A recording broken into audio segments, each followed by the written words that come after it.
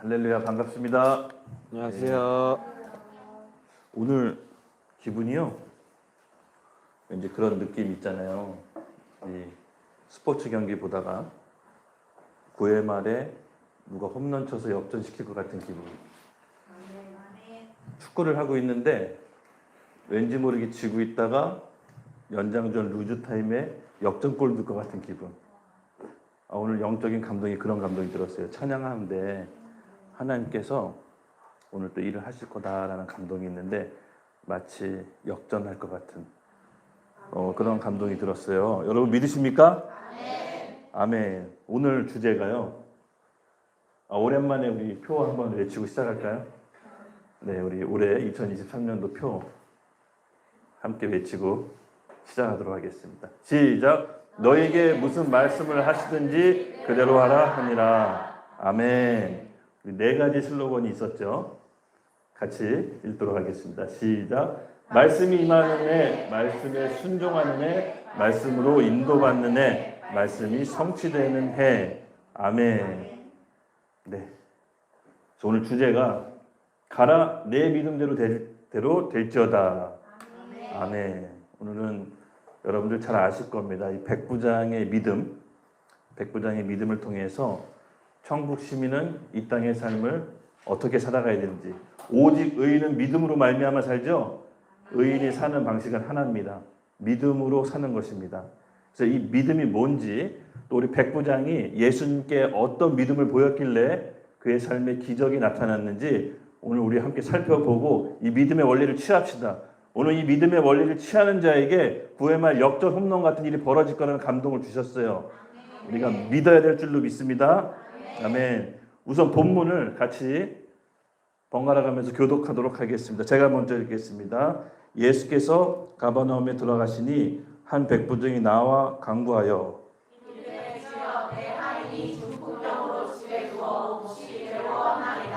이르시되 내가 가서 고쳐주리라. 백부장이 대답하여 이르되 주여 내 집에 들어오심을 나는 감당하지 못하겠사오니 다만 말씀으로만 하옵소서. 그러면 내 아이이 낫겠사옵나이다. 나도 남의 수하가 있는 사람이요 내 아래에도 군사가 있으니 이더러 가라 하면 가고 저더러 오라 하면 오고 내 정도로 이것을 하라 하면 하나이다.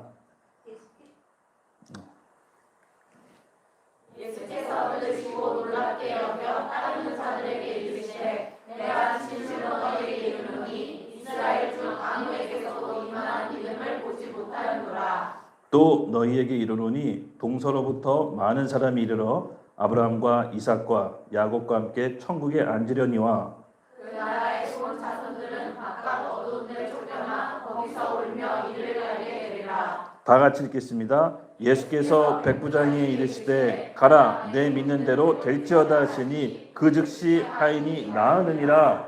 아멘. 기도하겠습니다. 하나님 감사합니다. 오늘 이 밤에 저희가 하나님께 드려지는 찬양과 경배와 예배를 기쁨으로 받아주시옵소서. 특별히 오늘 믿음에 대해 나눕니다. 하나님 우리에게 이 시대 마지막 때에 꼭 필요한 믿음을 허락하여 주시고 천국 시민으로서 내 삶과 내 현재의 삶과 고통을 역전시키는 하나님 나라가 우리 안에 임하게 하여 주시옵소서. 천국은 침노하는 자의 것이라고 하셨으니 우리가 천국을 침노합니다. 하나님 아버지 천국을 원하고 침노하는 자에게 오늘 우리 안에 천국이 임하게 하여 주시옵소서. 감사합니다. 예수님의 이름으로 기도드렸습니다.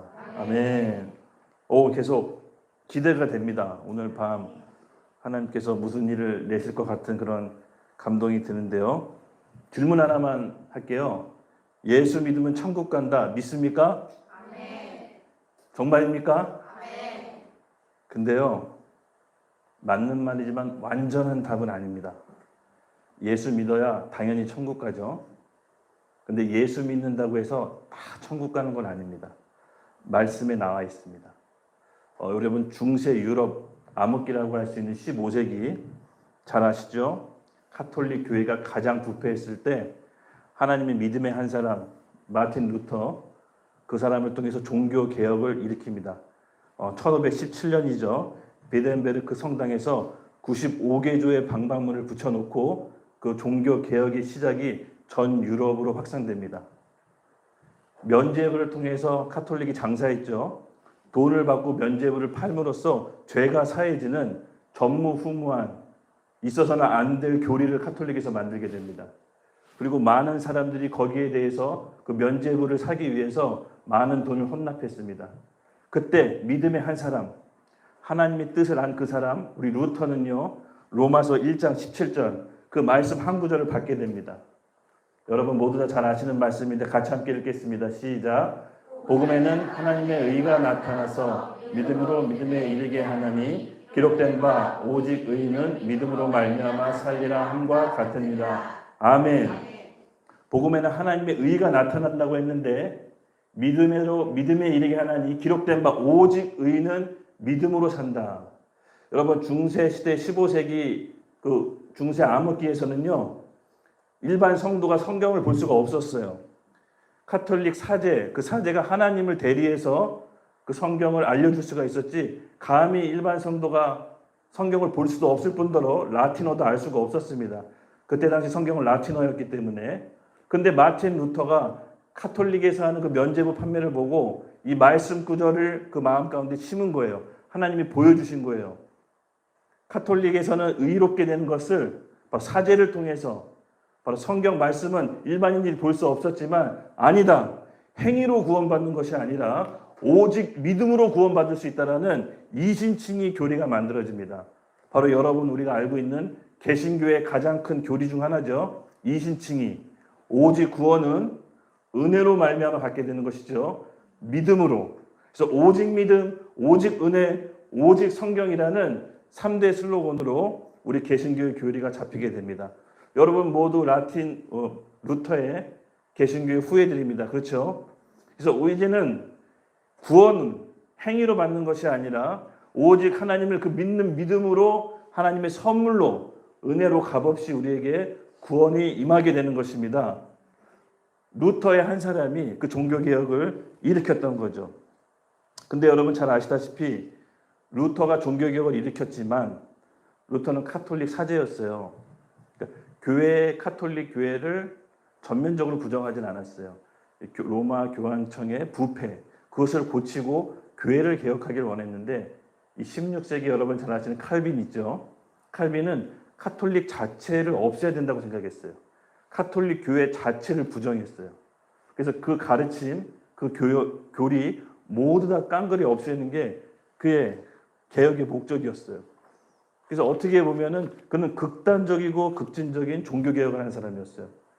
그러다 보니까 카톨릭에 내려오는 그런 영성들도 쌍그리채 부정해버렸죠. 그래서 오직 믿음으로 구원받기 때문에 다른 어떤 것도 용납해서는 안 된다. 어떻게 보면 카톨릭에 대한 반작용, 그 반대 국부로 세워진 교리가 바로 이제 칼빈의 어떻게 보면 그런 예정론 이쪽으로 이제 발전하게 되었죠. 제가 레바논에 작년에 갔을 때 레바논 선교사님하고 어느 기도굴 이렇게 이제 가봤어요. 보여주셨는데 특이한 점이 어느 교회였는데 언덕 위의 교회였는데 수녀님이 하염없이 십자가를 바라보면서 계속 눈물을 흐느끼면서 가만히 그 십자가를 뚫어지게 보고 있더라고요. 그래서 잠깐 교회 밖을 둘러보고 왔는데 한 20-30분이 흘렀는데 아직도 그 자리에서 십자가를 보면서 눈물을 글썽이더라고요. 그래서 선교사님한테 물어봤어요. 아니 저 수녀님 뭐 하시는 거예요? 그랬더니 기도하는 거래요. 저렇게 어떻게 저렇게 기도해요? 그랬더니 자기를 부인하는 거래요. 끊임없이 내려오는 욕망, 이기심, 욕심, 그런 내면에서 올라오는 모든 것들을 십자가를 보면서 자기를 부인하는 거예요.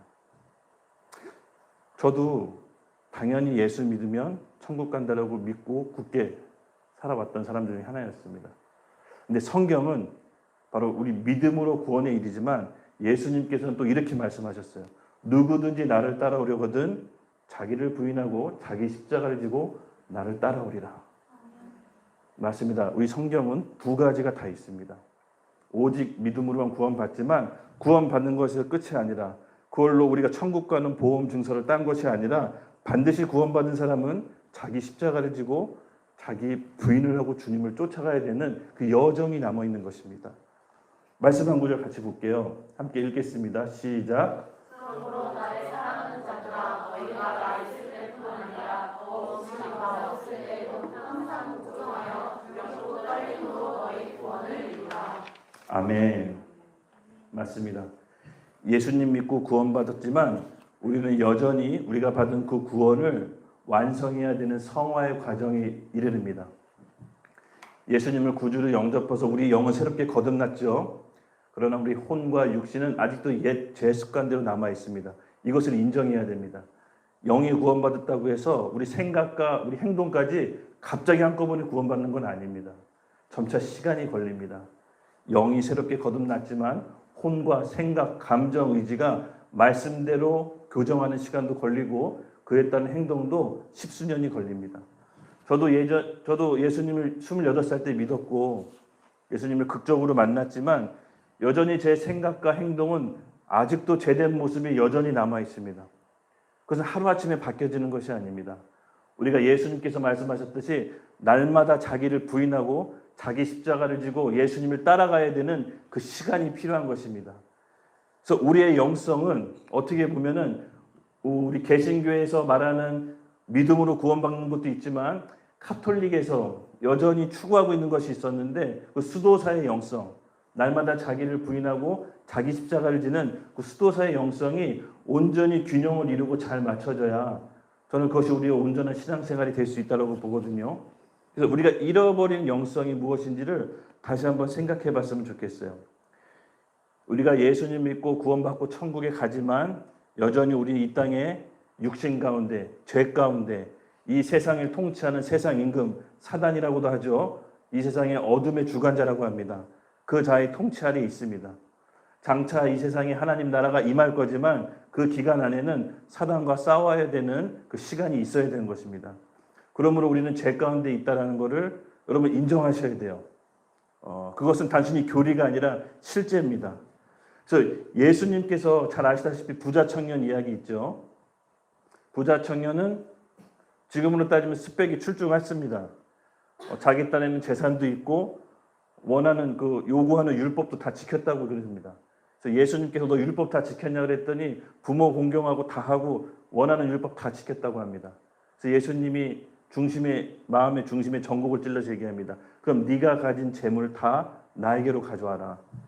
그때 부자 청년이 뭐라고 하죠? 성경에 뭐라고 적혀 있습니까? 근심하면서 되돌아갔다고 합니다. 주님을 쫓아가진 않았습니다. 그 다음부터 그 청년이 영생을 얻었는지는 성경에 나오진 않습니다. 세상의 조건도 다 갖췄고 돈도 있었지만 영생에 대한 갈급함도 있었습니다. 그래서 예수님을 찾아왔잖아요. 죽음 이후의 삶이 걱정이 됐던 거예요. 자기가 이 땅에 사는 동안 그럭저럭 잘 살 수 있지만 죽음 이후의 삶이 걱정돼서 예수님을 찾아왔는데 예수님이 너가 가진 재물을 나에게 갖고 오라고 했을 때 그것만큼은 못했던 거예요. 여러분 우리 삶을 한번 되돌아볼게요. 우리도 그런 부분 있지 않나요? 예수님을 믿고 따라가지만 이것만큼은 내려놓지 못하고 가는 부분. 언젠가 하나님이 요구하시게 돼 있어요. 이 기독교는 종말론적 신앙이 있는 종교라고 하죠. 이 세상에 예수님이 다시 이 땅에 오시지만 우리 개인적인 종말도 있는 거예요. 우린 내일 언제 어떻게 될지 몰라요. 이렇게 제가 마이크 붙잡고 얘기하지만 오늘 일주일에 어떻게 될지 몰라요. 우리는 개인적인 종말도 있는 사람입니다. 그러므로 종말론적 신앙을 갖고 있는 것은 건강한 거예요. 오늘 내일의 삶이 당연한 것이 아니라 하나님의 은혜로 허락된 가장 귀중한 삶이라는 걸 알 때 우리는 내일 모레의 삶도 준비할 수가 있는 거예요. 그러므로 여러분 종말론적 신앙을 늘 갖고 삽시다. 내가 지금 누리고 있는 이 삶이 거저된 것이 아닙니다. 하나님 은혜 가운데 붙잡고 있는 거예요. 그래서 하루하루를 헛하게 보내서는 안 됩니다. 위대한 삶이 뭡니까? 내가 위대한 일을 하고 위대한 업적을 해서 그 모습이 다른 사람이 보시기에 위대할 때 그게 위대한 삶입니까? 아닙니다. 내 안에 있는 양심에 반응해서 누가 보건 보지 않건 내가 하나님을 쫓아 행한 그 모든 것들이 위대한 삶입니다. 내가 하나님을 의식해서 한다면 그 삶 자체가 위대한 것입니다. 왜냐? 하나님을 생각하고 했기 때문에. 그렇지만 하나님 없이 했던 그 모든 삶이 아무리 크게 보인들 하나님 편에서는 아무것도 아닌 것입니다. 그러므로 우리가 삶을 살 때 저는 제 삶의 가치를 첫 번째로 잡는 게 바로 있습니다. 바로 정직입니다. 정직. 제가 하는 훈련이 있어요. 저도 사람인지라 말하다 보면 거짓말도 하고 순간 묘면하기 위해서 다른 말도 해요. 근데 그런 말을 할 때 하나님께서 인식시켜주면 뒤돌아가서 바른 말을 하게 훈련을 시켜주세요. 제가 이 성령께서 계속해서 저를 이끌어 주시고 인도해 주시는데 어떤 크고 위대한 일을 하는 게 아니라 너가 성령 안에서 바르게 사는 법을 배워야 된다는 마음의 감동을 계속 주셨어요. 왜냐하면요, 성경은요, 예수님 믿지만 언제든지 잘못됐다고 예수님께서 성경에 가르치고 있어요. 마태복음 5장 22절에 이렇게 얘기해요. 형제에게 노하거나 나가라고 하거나 미련하다라고 하면 지옥불에 던져진다고. 여러분, 이것은 그냥 교훈으로 하신 말씀이 아니에요. 어떤 부분은 성경을 해석해야 돼요. 하지만 해석하지 않아도 되는 부분이 있는데 예수님께서는 지금 불신자한테 하는 얘기가 아니라 믿는 제자들한테 하는 얘기예요. 그리고 마가복음 9장 47절에는 오른쪽 눈, 왼쪽 손 뭐 이렇게 얘기하세요. 나열하세요. 그리고 눈이 범죄하면 빼어버려라. 그 갖고 있으면 지옥불에 던져지니까 차라리 빼고 장애자인 모습으로 영생에 들어가라. 그 말은요, 불신자한테 하는 얘기가 아니에요. 앞뒤 맥락을 잘 살펴보세요. 그를 따르는 예수님을 사랑하는 제자들한테 하는 얘기예요. 어떤 부분은 해석이 필요하지만 이 부분은 해석이 필요 없어요. 그냥 있는 그대로 받아들여야 돼요. 그 말은 뭡니까? 죄에 대한 무서움, 양심에 무뎌지는 것들을 경각심을 가지라는 거예요. 아주 사소한 거지만 성령을 거스려서 행해졌던 것들이 커지면 그때는 감당할 수가 없어요. 마찬가지입니다. 성경은 이렇게 예수 믿고 천국 간다가 끝이 아니라 예수 믿고 구원받은 사람이 어떻게 살아가야 되는지 예수님께서 나열해 주고 계세요. 우리는 이 두 부분을 같이 갖고 살아가야 돼요. 천국은요, 여기 있다 할 것이 아니고 저기 있다 할 것이 아니고 우리 마음속에 있다고 했습니다. 믿으시죠? 또 먹는 것과 마시는 것이 아니요 오직 성령 안에 있는 의와 평강과 희락이라고 했어요. 믿으시죠? 네. 예수님은 또 한 가지 천국의 관념을 이렇게 얘기하고 계세요. 내가 삶의 고통 가운데 힘들게 그냥 그저 그렇게 어쩔 수 없이 살다가 죽어서 천국 가라고 위로하지 않으세요. 지금 내가 살고 있는 삶의 현장에서 천국을 이루라고 하시는 거예요. 천국은 멀리 있는 것이 아니라 지금 내가 삶 가운데 이루라고 하시는 거예요. 사복음서에 예수님이 하신 말씀을 잘 들어보세요. 예수님이 천국을 표현할 때 Kingdom of God, Kingdom of Heaven이라고 표현해요. 이건 하나님이 통치하고 다스리는 나라예요. 근데 죽어서 가는 천국을 얘기하는 게 아니에요. 이 땅에 살아가는 동안 천국과 같은 삶을 살다가 죽어서 천국 가라고 하는 거예요. 그러면은 내 안에 천국이 먼저 임해야 되는 거예요. 그리고 이 땅에 살아가는 동안 우리에 오는 질병, 뜻하지 않은 인생의 재난, 고통, 파괴된 인간관계, 두려움, 그 모든 것들을 천국 시민으로서 예수님께서 주신 그 권세를 알고 사용하라고 하시는 거예요. 여러분에게 물어볼게요. 구원의 확신이 있습니까? 너무 중요해요. 확신이 있으세요? 그 확신은 누가 주신 겁니까? 내가 믿는다고 확신하면 그 확신이 생기는 건가요? 그 확신의 근거는 뭡니까? 저는 이렇게 얘기하고 싶어요. 아직 잘 감이 없으셨다면 점검해 보세요. 아주 간단해요. 예수님의 십자가의 속죄함이 도대체 나랑 무슨 상관인지 깨달아진 사람은 구원에 대한 감격과 확신이 있고, 아직 그게 흐릿하고 잘 모르겠으면 다시 한번 점검해 보세요. 정말 예수님이 죽고 부활하신 게 나의 죄와 상관 있는 겁니까? 그것이 연결이 돼야 돼요. 신앙생활의 첫 단추가 여기서부터 시작이 돼요. 많은 부분 이것이 확실치 않은 가운데 계속해서 교회 생활을 해요. 신앙생활을 해요. 신앙생활이잖아요. 신앙은 없고 생활만 있어요. 종교생활만 있어요. 신앙이 우리 생활을 이끌어야 되는데 많은 경우 이 예수님의 십자가에 대한 인격적인 만남 없이 신앙생활을 먼저 하다 보니까 그래 보이는 생활로 온통 가득 차 있어요. 여러분, 이렇게 돼서는 안 됩니다. 예수님의 십자가의 죽음과 부활이 도대체 나의 죄에 대한 구원하고 무슨 연관이 있는지를 깨닫고 인격적인 만남이 우리에게 있어야 됩니다. 아직 없으시다면 먼저는 기도하셔야 돼요. 하나님, 예수님 만나게 해주세요. 그 십자가의 죄의 속함이 도대체 나의 구원의 속죄함과 어떻게 연결되는지를 저 정말 솔직히 모르겠습니다. 알게 해주세요. 깨닫게 해주세요. 그러면 우리 하나님 알게 해주십니다. 원하고 찾고 구하고 두드리는 자를 우리 인생 가운데 개입해서 들어오세요. 사람을 보내주신다든가 뜻하지 않은 사건 사고를 통해서 예수님을 만날 수 있는 기회를 제공해 주세요. 하나님은 그를 찾고 원하는 자에게 반드시 우리 인생 가운데 개입해 들어오십니다.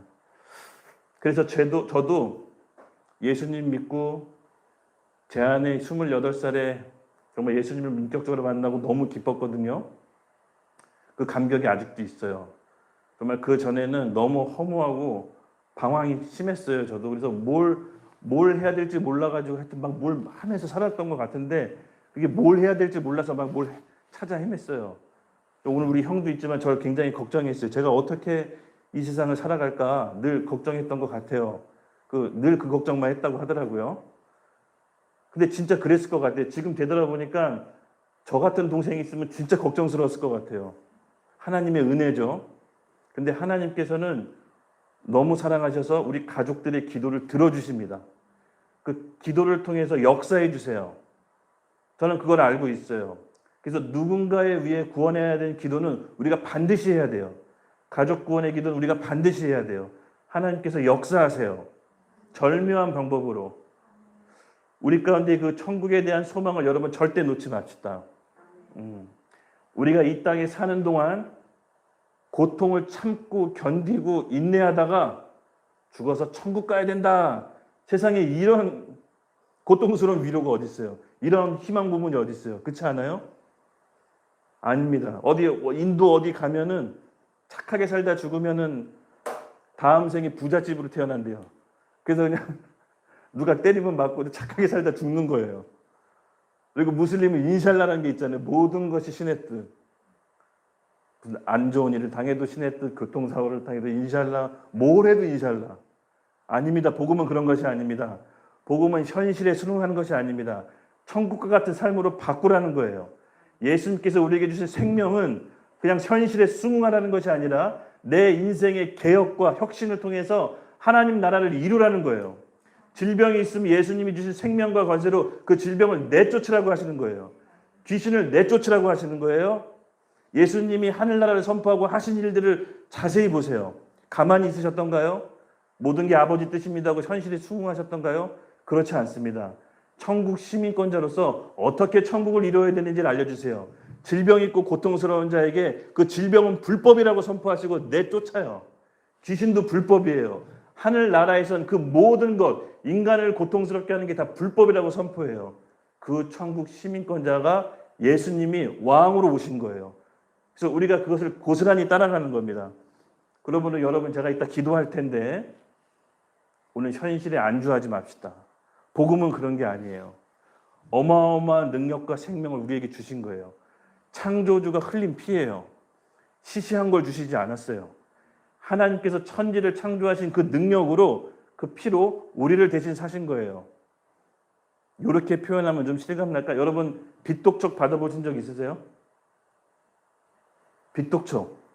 이거 상당히 고통스러워요. 한번 체험해보세요. 피가 말려요. 하루하루 사는 게 너무 힘들어요. 뼈가 삭는 것 같아요. 근데 그 빚독촉을 어느 날 누가 대신 갚아줬어. 기분이 어떨까요? 와, 이 탕감받는 자유함, 그 은혜. 여러분 10억 빚졌다고 해보세요. 10억 빚 못 갚으면 징역살이 들어봤죠? 징역살이. 하루에 감옥 가서 일하고 징역 사는 동안 얼마씩 빚을 까줘요. 돈을 못 갚으면 징역 살잖아요. 그렇게 해서 하루 감옥 생활하는 동안 빚을 까줘요. 그 10년이면 뭐라 그럴까? 모르겠어요. 100년 해야 되나? 근데 그걸 누군가가 탕감해 줬어요. 기분이 어떻겠어요? 방종하면서 살 수 있을까요? 너무 죄송스럽잖아요. 그렇죠? 내가 진 빚, 내가 어마어마하게 노력해도 갚을 수 없는 이 빚을 예수님이 대신 갚아주신 거예요. 그러면 그 미안해서라도 열심히 살 수 있잖아요. 그렇죠? 그 은혜가 너무 감사하잖아요. 바로 그런 거예요. 제가 표현할 방법이 없어서 잠깐 이렇게 얘기한 건데 어마어마한 빚을 우린 탕감받은 사람이에요. 절대 우리 노력으로는 갚을 수 없는 그 빚을 탕감받은 거예요. 그것이 십자가의 속죄함이에요. 그래서 내가 그 십자가를 믿기만 한다면 내가 받아야 될 모든 형벌이 유월돼서 예수님의 피의 공로로 나는 아무것도 갚을 게 없는 상태인 거예요. 그 영적인 자유함, 그 해방감, 그 은혜와 기쁨, 이게 누려져야 돼요. 그리고 신앙생활이 시작되는 거예요.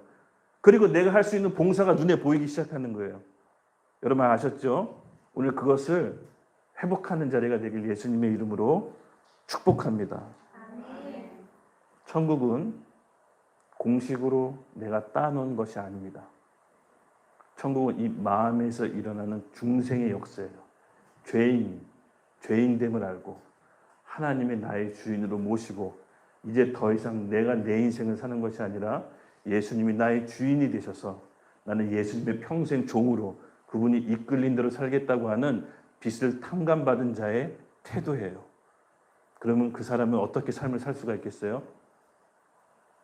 눈치 보면서 사는 거예요. 하나님 눈치.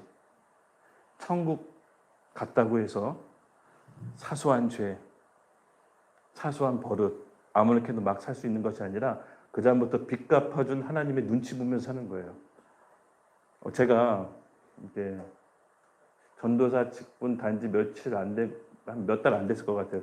뒤에 차에 집사님을 모시고 운전한 적이 있었는데 제가 그냥 무심결에 제 습관대로 빨간불인데 그냥 차를 몰고 돌파했어요. 사람이 없어서 횡단보도에서. 그때 그 집사님이 믿음 좋으면 신호 안 지켜도 되나? 이렇게 살짝 흘리시더라고요. 그냥 농담 삼아 쪼크를 하셨어요. 그분은. 근데 제가 듣고 옆에 있었어요. 근데 왜 웃죠? 듣고 그때 당시는 잊어버리려고 했는데 안 잊어버리는 거예요. 이게. 아, 그치. 내가 지금 뭐 하는 거지? 내가 왜 이렇게 그냥 지나치지? 제 안에 어떤 믿음이 있었냐면 나는 천국 가니까. 내가 천국 가고 내 믿음이 있고 하나님이 아시니까 요 정도쯤은 괜찮겠지 하는 게 어느덧 차곡차곡 너무 많이 쌓여서 이제 그 정도쯤은 아무렇지도 않게 막 해도 괜찮다라고 여겨지는 제 모습을 그 짧은 시간이었지만 하나님이 발견시켜 줬어요.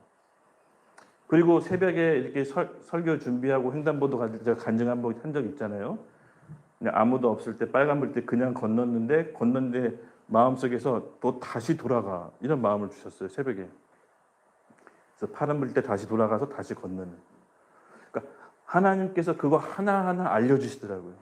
근데 제가 그 불편하거나 제가 그래 짜증낸 게 아니라 내가 왜 이걸 아무렇지도 않게 생각하고 살아왔지? 내가 무슨 근거로 나 천국 간다라는 거 그 내 확신이 중요한 건가? 하나님께서 다시 되짚어 보게 하셨어요. 너무 감사해요. 혹시 우리도 은연중에 그런 마음 있지 않습니까? 우리가 천국 간다는 그 확신으로 아무렇지도 않게 저지르는 죄가 있지 않을까요? 정말로 빚을 탕감받았다면 하나님의 눈치를 보고 사는 게 정상적인 빚 탕감받은 자의 자세입니다. 하나님이 일깨워 주셔서 저는 너무 감사했어요. 아까도 제가 했지만 이게 위대하게 사는 거 아닐까요? 이 죄된 몸, 이 죄된 생각으로 뭘 큰 일을 해서 그게 얼마만큼 하나님께 영광이 되겠어요. 우리가 사람들한테 보이거나 보지 않거나 우리가 하나님을 인식한다면 작은 거 사소한 거 하나하나 바로 잡아갑시다. 저는 이게 너무 즐겁고 행복해요. 비록 지금 부족하고 나약하고 또 죄에 걸려 넘어지지만 하나님께서 성령을 통해서 내 안에 통치하신다는 것이 느껴져요. 그게 내 안에 하나님 나라를 먼저 이루는 거예요. 그래야 이 세상도 천국과 같이 살 수가 있어요.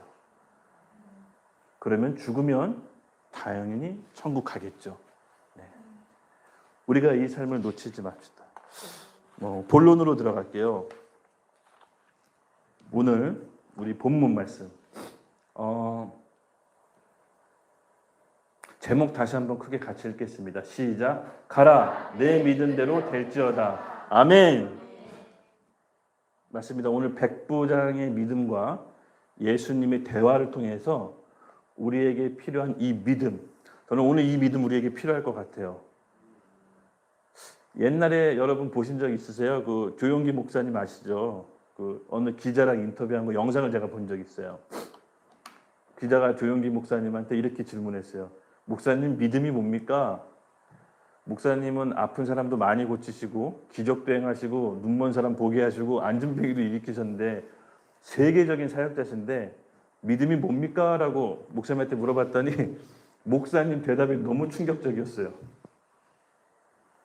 뭐라고 하셨냐면 믿음은 계란으로 바위를 쳤을 때 바위가 쪼개지는 걸 믿는 것입니다. 그렇게 믿고 행하셨대요. 오늘 나에게 주신 하나님 말씀을 실제로 믿었을 때 계란을 들고 있어서 믿습니다. 하나님 바위가 쪼개지고 믿습니다가 아니라 실제로 계란을 바위에다 던지는 거예요. 그때 쪼개질 거라고 믿는 거예요. 오늘 우리에게 주신 말씀이 그냥 주신 게 아닙니다, 여러분. 믿으라고. 믿으라고. 이스라엘 백성에게 하나님이 율법을 교훈으로 주셨을까요? 지키라고. 율법을 지키라고 주신 거예요. 지켜서 복 받으라고. 마찬가지입니다. 오늘 우리에게 이 밤 주신 말씀은 지켜서 네 믿음대로 되라고. 그것을 우리에게 말씀해 주신 겁니다. 그래서 오늘 잠깐 우리 백부장 말씀 이 마태복음 8장의 백부장의 믿음에서 우리가 캐치해야 될 것 두 가지만 제가 얘기할게요. 예. 오늘 우리와 같은 이 믿음을 가진다면 우리에게 기적이 일어날 줄도 저는 믿습니다. 믿음의 원리 중요한 게 있어요. 두 가지인데요. 믿음의 두 방면이라고 제가 이름을 줘봤어요. 믿음의 두 방면. 주목해야 될 게 7절이에요. 이르시되 내가 가서 고쳐주리라. 하나님이 우리 인생 가운데 개입하세요. 그렇죠? 그때 13절에 뭐라고 나옵니까? 백부장이 이르시되 가라 내 믿음대로 될지어다. 인간의 의지가 필요해요. 하나님의 역사는요, 하나님의 개입과 우리의 의지가 더해졌을 때 기적이 일어나요. 이게 믿음의 원리더라고요. 그래서 믿는다고 했을 때 믿는 것은 하나님 말씀을 믿는 것뿐만 아니라 실제로 그것이 이루어지는 것을 믿고 순종해야 돼요.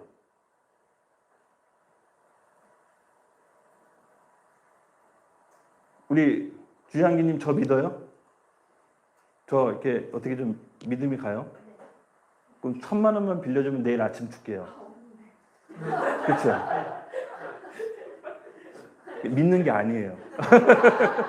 믿는다면 1,000만 원 주겠죠. 아마 극단적으로 예를 든 거예요. 진짜 없을 수도 있으니까. 내가 저 사람을 믿어. 네, 믿습니다. 1,000만 원 빌려줘? 그건 믿는 게 아니죠. 머리로 아는 거죠. 믿고 싶은 거죠. 저 사람이 좋은 거죠. 하지만 정말 믿는다면 1,000만 원을 주고 다음날 아침에 줄 거라고 믿는 겁니다. 이처럼 믿음의 원리, 우리 백부장의 믿음의 원리는 단순히 하나님 말씀을 마음으로 믿은 것뿐만 아니라 그의 행동이 나오는 겁니다. 조영기 목사님 얘기했잖아요. 계란으로 바위를 쳐서 바위를 쪼개질 거라고 믿고 계란을 던진다고. 우리에게 오늘 이 믿음이 필요합니다. 믿음은 관념적인 것이 아니라 하나님이 그 믿음대로 행했을 때 기적을 베풀라고, 기적이 이루어지라고 우리에게 주신 믿음인 줄로 믿습니다. 그래서 이 유대인의 세계관이, 독특한 유대인의 세계관을 잠깐 얘기해 볼게요. 오늘 그 믿음에 대해서 좀 이해하기 위해서, 설명하기 위해서. 유대인들의 세계관은 보이는 세계와 보이지 않는 세계가 있다고 믿어요. 근데 그것이 두 개 연결되어 있다고 믿어요. 그래서 보이지 않는 영적 세계, 어떤 임팩트를 가하면 눈에 보이는 세계가 변화가 온다고 믿어요. 그래서 눈에 보이는 세계에 변화를 주기 위해서는 눈에 보이지 않는 영적 세계에 임팩트를 가하면 눈에 보이는 세계가 바뀐다고 믿어요. 그것이 이제 유대인의 그 세계관이에요. 그래서 우리가 벌어지는, 삶에 벌어지는 여러 가지 희로애락, 그 모든 것이 보이지 않는 영적인 세계에 임팩트가 있기 때문에 그렇게 믿어요. 마찬가지입니다. 그 얘기를 좀 반대로 넘어가면 우리가 지금 삶에 겪고 있는 현실적인 어려움과 고통이 있죠. 어떻게 하면 해결할 수 있습니까? 영적인 임팩트를 주면 해결받을 수 있다는 거예요. 여러분 각자 삶의 고통과 난제들이 있죠. 네. 오늘 그 방법을 알려드리려고 해요. 우리가 그 믿음대로 가보자고요. 단순히 듣고 좋다, 재밌다, 전도사님 말 참 재밌다 이걸로 끝낼 게 아니라 실제로 해야 돼요. 그렇게 될 것으로 믿고. 그러면 그 열매를 누가 받습니까? 바로 우리가. 기적이 일어날 것을 예수님의 이름으로 축복합니다. 살다 보면 이해할 수 없는 일이 많이 벌어져요. 그렇죠? 저도 살다 보면 왜 이런 일이 나한테 일어날까 몇 번 있었어요. 근데 그렇게 살다 보면 그런 어려움들이 이제 20, 30대 여러분은 그렇게 많이 없었겠지만 또 우리 어머니 살다 보니까 굉장히 많잖아요. 그렇죠? 이해할 수 없는 일. 도대체 왜 나한테 이런 일이 일어나는가? 경제적인 어려움, 인간관계, 뭐 질병, 갖가지 등등. 고맙습니다. 그런 말들이 너무나도 많이 일어납니다. 근데 오늘은 그렇게 본문을 통해서 인생에서 오는 그 재난을 어떻게 영적인 임팩트를 가해서 상황을 되돌리는지 백부장이 알려주실 거예요. 우리 함께 쫓아가 봅시다. 네, 8절에 제가 읽겠습니다.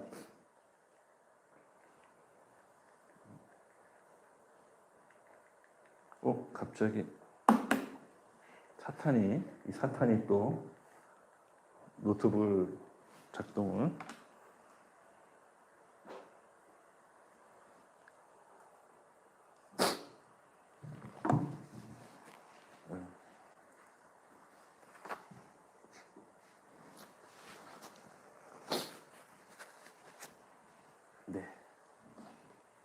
네.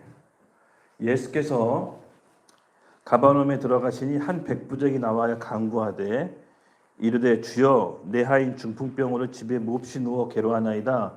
7절에 이렇게 얘기합니다. 예수님께서 중풍병에 걸렸다라고 백부장은 그 군대 장관이에요. 한 100명쯤 거느린, 지금으로 따지면 뭐 대대장인가요? 중대장인가요? 잘 모르겠네요. 하여튼 군대 장관으로서 로마 황제에게 위임을 받은 사람이에요. 그래서 군대를 거스린 그 자가 이방인이죠. 그 이방인이 예수님께 나온 겁니다. 그랬을 때 예수님께서 7절에 이렇게 얘기하세요. 이르시되 내가 가서 고쳐주리라. 이 말이 예수님께서 약속하셨어요. 근데 백부장이 8절에 이런 반응을 나옵니다. 다만 말씀만 하옵소서. 8절에 이런 말이 나오죠. 다만 말씀만 하옵소서. 이와 같은 표현은 여러분 백부장이 이방인이 예수님을 어떻게 바라보고 있는지 잘 나타납니다. 그때 당시 유대인 특히 종교인들은 예수님을 신성 모독자로서 고발하는, 그리고 늘 예수님을 모함하려고, 또 예수님을 늘 박해하고 핍박하려고 항상 예수님을 벼르고 있던 그 종교 지도자들이 있었어요. 그런데 이 유대인이 아닌 이방인이, 그것도 로마의 위임을 받은 군대 장관이 예수님의 신성을 알아봤어요. 그래서 예수님이 모셨다는 얘기를 듣고 당장 그 하인, 그 예수님의 그 백부장의 성품을 볼 수가 있는데, 그때 당시 하인, 뭐 종은 사람으로 취급 안 했는데 그 하인과 친밀한 유대 관계가 있었나 봐요. 그 하인이 집에서 누울 때 중풍병으로 그 하인이 많이 걱정이 됐었는지 예수님을 보자마자 하인 얘기부터 꺼냅니다. 그랬더니 예수님께서 내가 가서 고쳐주리라고 얘기를 하세요. 그랬더니 다만 말씀만 하옵소서라는 그 믿음의 고백을 하는데, 예수님께서는 이 백부장의 말을 듣고 비상하게 생각하고 칭찬을 합니다. 그 어떤 종교 지도자도 예수님께 이런 간청을 한 적이 없었으나 그 백부장은 예수님을 보고 절대자로서 하나님의 신성을 지녔다는 것을 알고 있었습니다. 그래서 이 지대, 이 지방에 찾아볼 수 없는 믿음이라고 여겼던 거예요. 그래서 예수님께서는 어떠셨습니까? 속으로 기뻐하셨겠죠? 예수님의 감정이 이렇게 기쁨으로 나타나는 것은 성경 구절에 많이 없어요. 예수님이 그냥 무덤덤해요. 그냥 시크하시죠. 하나님이시다 보니까. 근데 감정을 표출해요. 기뻤어요, 예수님이. 와, 이 지방에서 나올 수 없는 믿음을 어찌 이방인이 너가 가질 수 있느냐, 마음속으로 흡족해 하셨어요. 그랬더니 그 구절에서 이런 말을 해요, 백부장이. 나도 남의 수하가 있는 사람이요 내 아래에도 군사가 있으니 이더러 가라 하면 가고 저더러 오라 하면 오고 내 정도로 이것을 하라 하면 하나이다. 이것은 무슨 말이냐면 아까도 얘기했지만은 로마 황제로부터 권세를 받은 사람이에요. 자기가 말만 하면 자기 밑에 움직이는 수종들이 많이 있어요. 근데 잘 보시면은 자기가 복종해야 될 사람이 누굽니까? 이 백부장은 로마 황제예요. 로마 황제를 위해서만 군대를 움직여야 돼요. 근데 지금 이 백부장이 누굴 위해서 지금 자기 수와 군대를 움직이는 거죠? 자기 하인이죠. 자기 하인을 위해서 예수님께 간청하는데, 예수님이 말씀만 하면 내 정도로 시켜서 하겠다. 자기의 권위자를 로마 황제가 아니라 예수님께 둔다는 거예요. 이것은 굉장히 파격적인 것입니다. 자기 현실적인 문제는 로마 황제가 해결할 수 없지만 저 예수님, 메시아라고 부르는 저 예수님이 내 현실적인 문제 해결해 줄 수 있다라고 믿었던 거예요. 그리고 나서 예수님께 간청을 한 게죠. 결국은 백부장의 눈에는요, 현실을 통치하시는 분이 로마 황제가 아니라 영적인 신 예수님이라는 것을 인정하는 거예요. 현실적인 어려움이 봉착했을 때, 내가 해결할 수 없는 문제가 봉착했을 때 우리는 비로소 예수님을 찾게 돼요. 인간적인 수단을 다 써보잖아요. 그렇죠? 여러분, 내가 어려움을 겪었을 때 빚을 졌다. 이 사람한테도 간청해보고 저 사람에도 간청해보고 은행을 두들겨보기도 하지만 안 됐을 경우 어떡합니까? 기도하잖아요. 기도. 마찬가지로 백부장도 자기 하인이 죽어가는 그 모습 때 로마 황제는 너무 멀리 있어요. 어떻게 해줄 수가 없어요. 중풍병이면 고칠 수 있는 병이 아니에요. 그때 당시 뇌졸중이잖아요. 그렇죠? 어떻게 고치겠어요? 근데 이 예수님, 신적인 통치자인 실질적인 왕이 오시면 내 하인 중풍병 고칠 수 있다라는 믿음이 있었던 거예요. 그래서 그 예수님께 간청을 하죠. 근데 간청하는 게 범상치가 않아요. 예수님 그저 말씀만 하십시오. 그럼 이루어집니다라고 얘기해 주세요. 예, 맞습니다.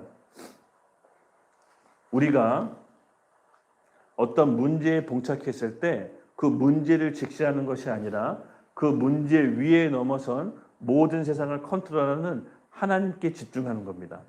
그리고 그 하나님께 간청할 때는 믿음으로 간청을 하되 실질적으로 내가 해야 될 파트도 있는 겁니다. 아까도 믿음의 두 방면 얘기했죠. 하나님께 기도했을 때 하나님 우리에게 개입하시는 것과 함께 동시에 우리 의지가 있어야 된다고. 그 의지는 믿음의 순종입니다. 그 10절에 보면 이렇게 나와 있어요. 예수께서 들으시고 놀랍게 여겨 따르는 자들에게 이르시되 내가 진실로 너에게 이르노니 이스라엘 중 아무에게도 이만한 믿음을 보지 못하였도다. 오히려 자신을 섬겨야 될, 예수님을 왕으로 모셔야 될 유대인들은 예수님에 대해서 알아보지 못하고 이방인이, 그것도 로마의 군인이 자기의 신성을 알아보시고 여러분 낫기를 간청했습니다. 그래서 예수님이 흡족하셨던 거예요. 아무에게도 이만한 믿음이 보지 못했다. 남다른 믿음이 있었어요. 예수님을 알아볼 수 있는 눈이 있었어요. 이건 갑자기 생기는 게 아니에요. 우리의 믿음이 갑자기 생기는 게 아니에요.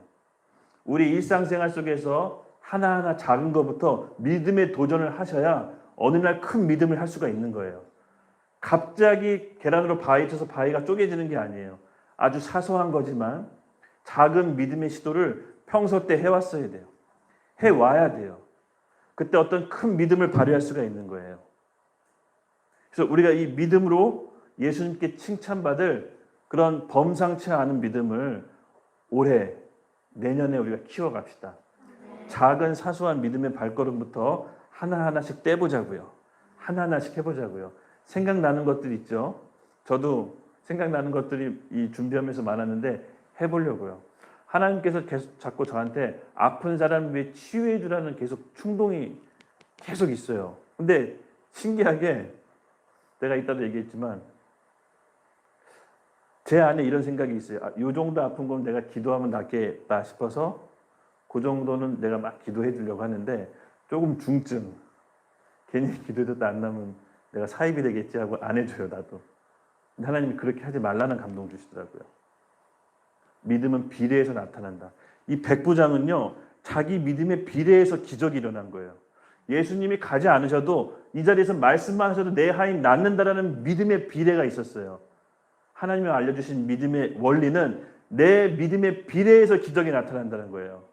제한을 주시지 말라는 거예요. 주님, 제가 이게 아픈데 이거보다 좀 덜 아프게만 해주세요. 이런 기도 하지 말라는 거예요. 완전히 없애주세요.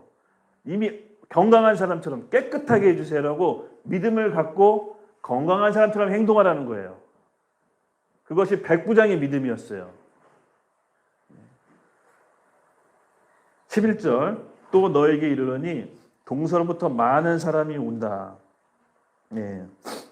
그리고 아브라함과 이삭과 함께 천국에 앉으러 와. 무슨 말입니까? 이제 이 복음이 이방인 백부장에게 미쳤는데 이제 이 하나님 나라의 영역이 모든 민족 가운데 미칠 거다. 믿음이 확장될 거다. 그래서 우리가 받은 이 믿음의 영역과 그리스도의 생명의 복음은 우리와 우리 가족만 누리라고 준 것이 아니에요. 하나님이 만나게 해주시는 모든 사람들에게 하나님 나라를 선포하고 복음을 전할 수 있도록 늘 준비하셔야 돼요. 그것이 우리의 본분인 것입니다. 여기 보면 12절에 이런 얘기가 나옵니다. 그 나라의 본 자손들, 유대인, 선민 사상을 가진 유대인들을 얘기하는 거예요. 그 본 자손들은 바깥 어두운 데 쫓겨나 거기서 울며 이를 가게 될 것이다. 정작 하나님의 나라 임할 때 성경에 보면 하나님 나라가 임할 때 혼인잔치로 많이 비유해요. 그러니까 하나님의 나라, 예수님이 이 땅에 통치권으로 오실 때는 마치 혼인잔치와도 같아요. 근데 거기에 본 이스라엘, 자기가 믿었다라고 착각하고 있는 그 선민 사상을 가진 유대인들은 참여하지 못한다고 해요. 제가 아까 서두에도 얘기했지만 우리가 경계해야 되는 부분은 이 부분이에요. 나는 예수님을 믿고 천국 가는 게 확실하기 때문에 내 삶에 대해서 점검을 안 하면 여기서 말한 그 나의 본 자손들과 같이 바깥 어두운 데서 일을 갈 수도 있는 거예요. 우리가 하나님을 믿고 구원받았다면 그 구원을 완성하도록 지키셔야 돼요. 아까 우리 에베소서 말씀처럼. 네. 그게 빚을 탕감받은 자의 자세예요. 그리고 백부장은 그 믿음의 고백과 예수님의 칭찬을 통해서 13절 예수님께서 이렇게 백부장에게 얘기하십니다. 가라, 내 믿는 대로 될지어다 하시니 그 즉시 하인이 나으니라. 아멘. 예수님께서 그 인생 가운데 개입하시고 백부장의 믿음의 고백과 백부장의 믿음을 통해서 그 하인이 낳게 되는 결과를 얻게 됩니다. 그래서 13절 내 믿음대로 될지어다. 오늘의 주제죠. 오늘의 이 주제 가운데 우리가 원리를 파악한 다음에 실제로 우리 같이 함께 기도합시다. 제가 여러분 가운데 콜링을 할게요. 우리 같이 기도해요. 이 네 가지 의미가 뭡니까? 내 믿음대로 될지어다. 아까도 얘기했지만 첫 번째, 내 믿음에 비례해서 기적이 나타나요.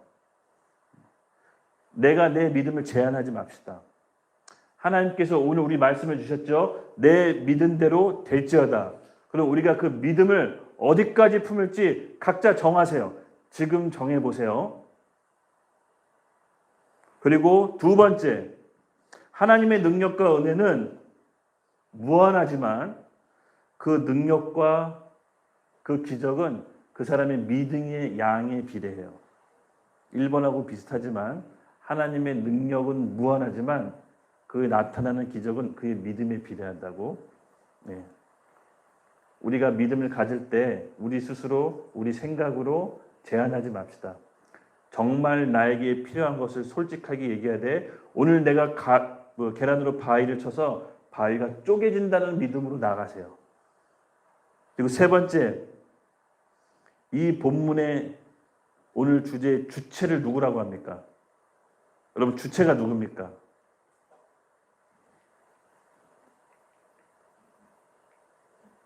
네, 내 믿음대로 될지어다. 네, 바로 여러분과 저입니다. 우리의 믿음이 기적을 만드는 겁니다. 그래서 주체는 하나님이 아니라 바로 백부장의 믿음이었어요. 그 백부장의 믿음이 그 하인을 낳게 했어요. 그때 하나님이 우리 가운데 개입하세요. 그리고 네 번째입니다. 하나님의 말씀을 듣고 실행하는 자세가 되어 있어야 됩니다. 8절에 뭐라고 나와 있죠? 말씀만 하옵소서. 말씀만 하옵소서. 하나님의 말씀을 듣고 받아들이고 실행할 자세가 되어 있습니까? 아멘. 오늘 역사할 것입니다. 아까 제가 찬양하면서 서두에 얘기했잖아요. 오늘 약간 9회 말 말로 상황에서 역전 말로 홈런이 터질 것 같은 기분이 든다고. 그냥 오신 게 아닙니다. 네, 찬양 우리 나와보세요. 우리 기타 치면서 같이 기도합시다. 각자 제가 마음속에 하나님께 드려야 될 기도 제목 정해 놓으시라고 하셨죠? 기도할게요.